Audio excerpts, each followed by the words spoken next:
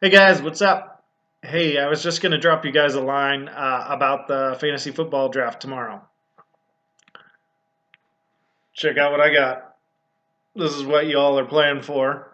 I'm currently the reigning champion, so don't plan on taking that home with you this year. I'll just go back to back, looking to try to get as many of my last names on there as Mikey has.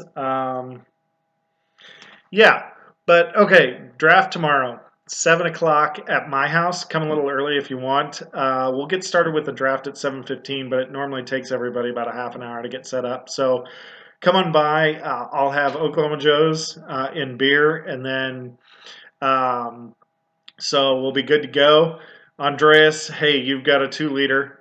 We do have some new players this year. Justin, my neighbor that's over that way, is playing. Andreas, John's son, is taking his team over.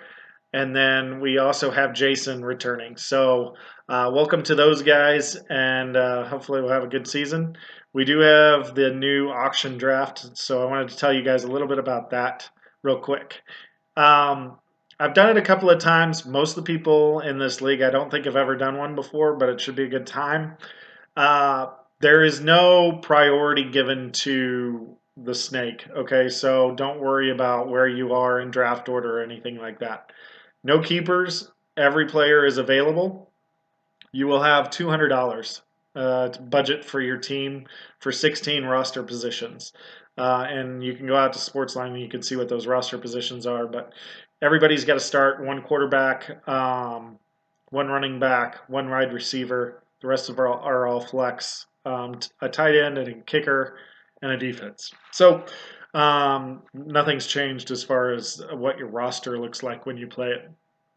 But the premise of the auction, let me go into that real quick. You have 30 seconds to nominate a player. It will go down the list of draft order from team to team, snaking. You will have 30 seconds to nominate a player. You don't have to nominate the player at the top of the list. You can nominate the player at the top of the list. You can nominate somebody you don't want. You can nominate somebody you really want. You can nominate somebody you think somebody else wants and bid them up. But you only have $200 to spend on 16 roster positions. So, and then the application itself will not let you draft a dollar amount over the amount of roster positions. You have to have enough money on hand to fill your roster, basically. So if you have 2 roster positions left and $2, it will only let you bid $1 because you've got to save the other dollar for the last roster position. So go keep that in mind. You can develop your strategy to go after 2 top tier players. You can develop your strategy to go after 16 mid-tier players, whatever you want to do. But you can fill your roster. That's how you fill your roster. You can nominate a defense from the get-go. You can nominate a kicker from the get-go. So give it some thought. Everybody, so I'm trying to think. Everybody has 30 seconds to nominate a player. So this is gonna be a lot more hands-on.